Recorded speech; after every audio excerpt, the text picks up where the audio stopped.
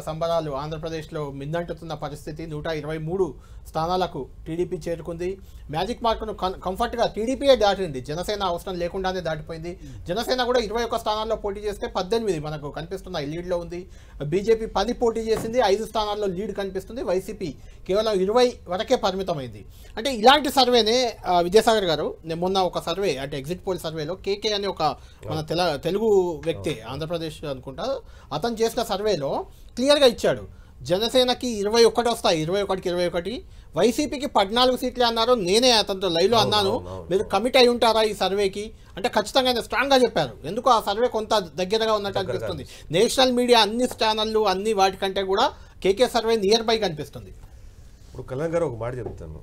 పెద్దలు జూపిడి ప్రభాకరరావు గారు చెప్పేది ఏంటంటే, మేము ఎడ్యుకేట్ చేయలేకపోయాము, మేము అనుకోలేదు, ప్రజలు అబద్ధం మాటలు నమ్మారు అంటున్నారు.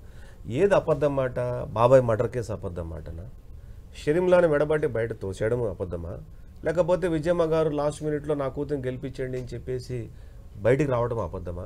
చంద్రబాబు నాయుడు గారిని విశాఖపట్నంలోనూ తిరుపతిలోనూ ఎయిర్పోర్ట్లో నెల మీద కూర్చోబెట్టిన మాట అబద్ధమా? లేకపోతే దళితుల మీద జరిగినటువంటి దాడులు అబద్ధమా? దళితుల్ని చంపడం అబద్ధమా? దళితుల్ని చిన్నచూపు చూడడం అబద్ధమా? దళితులకు రావాల్సినటువంటి ఏవైతే సప్లాన్లో ఉన్నటువంటి నిధులు రాకపోవడం అబద్ధమా?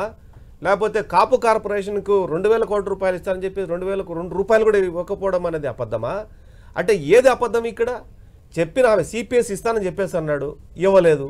హెచ్ఆర్ ఉద్యోగులు హెచ్ఆర్ పెంచుతా అన్నాడు, పెంచలేదు. పిఆర్సీ ఇస్తా అన్నాడు, పెంచలేదు. డిఏ ఇస్తా అన్నాడు, 2 డిఏలు పెండింగ్ ఉన్నాయి, అవి లేదు.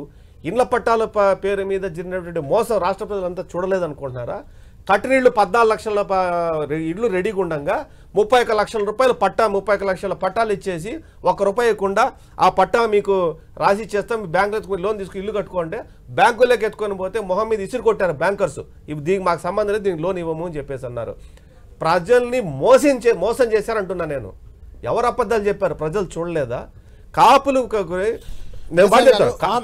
మీరు ఒప్పుకుందాం, మీరు చెప్పినా ఒప్పుకుంటారో ప్రభాకర్ గారిని అడుగుదాం. కానీ అయితే నేను అడుగుతున్న పాయింట్ ఏంటంటే, ప్రభాకర్ గారు చెప్పిన దాంట్లో ఒక వ్యాలిడ్ పాయింట్ ఉంది. ఇప్పుడు రామచంద్రరావు కూడా అదే పాయింట్ చెప్పారు. రామచంద్రారెడ్డి గారు హామీలు ఇచ్చారు, ఆల్మోస్ట్ చేతులు ఎత్తేసిన పరిస్థితి, ఆర్థికంగా బాగాలేదు రాష్ట్రం అని, హామీలు అమలు కాలేదు. చూసాం కదా ఫలితం ఎలా ఉంది తెలంగాణలో. రేపు మీకు కూడా అలాంటి పరిస్థితి, ఎందుకంటే తెలంగాణతో కంపేర్ చేస్తే ఆంధ్రప్రదేశ్ ఆర్థిక స్థితి ఇంకా అధ్వానంగా ఉందని మీరే చెప్పారు. అయితే జగన్ ఇచ్చిన హామీల కంటే మీరు ఎక్కువ హామీలు ఇచ్చారు. ఒకటండి, ఇక్కడ ఇప్పుడు మీరు 100 రూపాయలు సంపాదించి 90 రూపాయలు ఖర్చు పెట్టి 10 రూపాయలు సేవింగ్స్ చేస్తే దానికి అర్థం ఉంటుంది. 10 రూపాయలు సంపాదించి 90 రూపాయలు అప్పు చేస్తే మీకు మీనింగ్లెస్ కదా అది. నువ్వు ఒక ఇండస్ట్రీ తీసుకురాలేకపోతేవి, ఉద్యోగ కల్పన చేయలేకపోతేవి, వ్యవసాయానికి నువ్వు చంద్రబాబు నాయుడు గారు ఒకటి కట్టారు అని చెప్పేసి గోదావరి నుంచి కృష్ణా డెల్టాకు రావాల్సిన వాటర్ని నువ్వు ఆపకుండా ఆపేస్తేవి. డెల్టా మొత్తం అంతా కూడా కంప్లీట్గా క్రాప్ హాలిడే ఇచ్చే పరిస్థితి, క్రాప్ లోన్లు ఇవ్వలేని పరిస్థితి, ఇన్పుట్ సబ్సిడీలు ఇవ్వలేని పరిస్థితి, ఇన్సూరెన్స్ ఇవ్వలేని పరిస్థితి, ధాన్యం కొనలేని పరిస్థితి. నువ్వు ఎంతసేపు అయినా అప్పు చేసేసి తీసుకొచ్చి ఇచ్చేస్తానని చెప్పావు. కానీ నువ్వు ఆదాయ మార్గాలు పెంచుకున్నట్టు నువ్వు ఒక్కటి చూపించండి. ఒక ఆదాయం పెరిగింది, పలానా సెక్టార్లో ఇండస్ట్రియలైజేషన్లో వచ్చింది, ఎడ్యుకేషన్లో వచ్చింది, లేకపోతే వ్యవసాయంలో వచ్చింది, ఇంపోర్ట్స్లో ఎక్స్పోర్ట్స్లో వచ్చింది, లేకపోతే మానవ వనరుల మీద ఏమన్నా వచ్చింది, ఇంత ఇండస్ట్రీస్ రావడం వల్ల ఇంత పెట్టుబడి వచ్చింది, ఇంత పెట్టుబడి రావడం వల్ల ఇంత టాక్సేషన్ వచ్చింది, నేను చెప్పు చూద్దాం. మొత్తం జగన్మోహన్ రెడ్డి గారు ఇచ్చినటువంటి దొంగ లెక్కలే. ఆ రోజు చెప్పి నేను ఆ రోజు కూడా మీతోనే డిబేట్ చేశాను అనుకుంటా నేను. ఆ రోజు ఆయన చెప్పిన దొంగ లెక్కలు ఏంటంటే, ఏది మేనిఫెస్టో ఇచ్చిన రోజు చంద్రబాబు నాయుడు ప్రభుత్వంలో ఇంత డబ్బు సంపాదించారు, మొత్తం అబద్ధం. You take the statistics. అతను చెప్పిన మొత్తం అన్ని బోగస్ మాటలు, మొత్తం చెప్పినవన్నీ కూడా అబద్ధాలే. ఈరోజు నిజం ప్రజలు నమ్మారా లేదా? నువ్వు మాట్లాడుతున్న థీరీ ఏదైతే ఉందో ఆ థీరీ మొత్తం ఫాల్స్ థీరీ, బోగస్ థీరీ అని అర్థమైంది. నువ్వు మన జూపుడన్నా మాట్లాడుతున్నాడు ఏమని, మరో శ్రీలంక అయిపోతుంది, నువ్వు సంక్షేమ పథకాలు నువ్వు ఎట్లా ఇస్తావని చెప్పేసి నువ్వు మాట్లాడుతున్నావు అని చెప్పి మాట్లాడుతున్నావు కదా. నేను మాట్లాడుతానండి, ఇదే యూరోపియన్ కంట్రీస్లో, ఇదే అమెరికాలోనో, లేకపోతే ఇదే మన కొద్దిగా డెవలప్డ్ కంట్రీస్లో విద్యా వైద్యం 2 free. At what ever the extent it is. అది ఇండియన్ కరెన్సీలో 1 కోటి, 2 కోట్ల, 5 కోట్ల, 10 కోట్ల, నువ్వు ఎంతవరకు చదువుకుంటావో అది అనేది ఇదన్నీ ఫ్రీ. విజయసాగర్ గారు ఒకటి, తెలంగాణలో మొన్న అసెంబ్లీ ఎన్నికల్లో కూడా అధికారం మారింది. అదే మీకే తెలంగాణలో అధికారం మారింది, ఇక్కడ ఏపీలో కూడా అధికారం మారింది. అంటే 2 చోట్ల కూడా ప్రభుత్వాలు ఫెయిల్ అయ్యడం వల్ల అధికారం మారిందా మీరు అనేది? ఫెయిల్ ఇప్పుడు అభివృద్ధి లేకపోవడం వల్లే అధికారం మారిందా ఏం చెప్తారు సార్? ఇప్పుడున్న మనమున్న నాగరిక సమాజంలో సంపద సృష్టించకపోతే అభివృద్ధి అనేది తెలంగాణలో కూడా సంపద సృష్టించకే కేసీఆర్ మారిపోయాడు అంటారా? తెలంగాణలో సంపద వచ్చినా కూడా నిరుంకసత్వం. బీఆర్ఎస్ ఇక్కడ ఏకఛత్రాధిపాలన నిరుంకసత్వం ఎట్లుంటుందో నిజాం తర్వాత అన్నట్టు ఇక్కడ నాయకులు వాళ్ళ ప్రవర్తన తీరు కింద స్థాయి వాళ్ళ క్యాడర్ని చూసే పద్ధతి ఏదైతే ఉందో క్యాడర్ మొత్తం తిరగబడింది. అందుకని బీఆర్ఎస్ ఓడిపోయింది.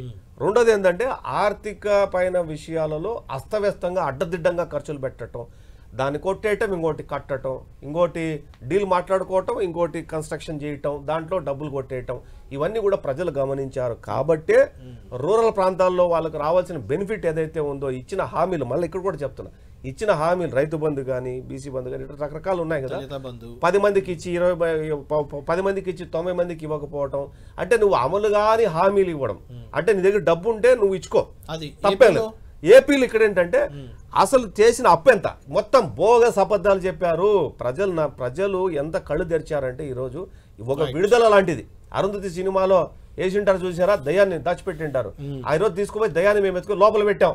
ఏంటంటే విడుదల, ఆంధ్రప్రదేశ్కి ఈ నిరుంకస పాలన నుంచి, నరకాసురం పాలన నుంచి విడుదలైంది, ఊపిరి పీల్చుకునే పరిస్థితి వచ్చింది. ఈరోజు సంపద లేకుండా నేను చెప్తాను, ఏ సెక్టార్లను డెవలప్ చేశావు, ఏ సెక్టార్లో ఇండస్ట్రియల్ గ్రోత్ అయింది. వీళ్ళు మాట మాట్లాడతారు, ఏమన్నా మాట్లాడనండి, ట్యాక్సెస్ ఎక్కువ వచ్చాయి కదా. అరే బాబు, ట్యాక్సెస్ ఇప్పుడు కాదు, జనాభా పెరిగింది, మిగతా కంట్రీస్ మిగతా స్టేట్లో ఆటోమేటిక్గానే డెవలప్మెంట్ జరుగుతూ ఉంది, అక్కడ ట్యాక్సెస్ వచ్చాయి, ఇక్కడ గ్రోత్ పెరిగింది, ఫారిన్ ఇన్వెస్ట్మెంట్స్ ఫారిన్కి పోయిన వాళ్ళు డబ్బులు పంపిస్తున్నారు, తద్వారా వచ్చేటువంటి సెంట్రల్ ఇన్కమ్ పెరిగింది తప్ప స్టేట్ ఇన్కమ్ ఎక్కడ పెరిగింది చూపించమని చెప్పండి చూద్దాం. నువ్వు సంపాదన పెంచకుండా నేను చెప్తానండి, 59 నెలల్లో ఏ రోజైనా జీతాలు 1వ తారీఖు పడినాయా? 59 నెలల్లో ఏ రోజైనా వృద్ధులకి పెన్షన్లకి ఏ రోజైనా 10వ తారీఖు లోపల ఏమైనా పెన్షన్స్ పడినాయా? పడలేదు కదా. ఏం మాట్లాడినా సరే సంక్షేమం సంక్షేమం సంక్షేమం సంక్షేమం. సంక్షేమం అంటే వచ్చిన డబ్బులు పనిచేయడమే కాదు కదా, అభివృద్ధి కూడా కావాలి, ఉద్యోగులకు వేతనాలు ఇవ్వాలి, ఇవన్నీ విద్యాసాగర్ గారు అంటుంది.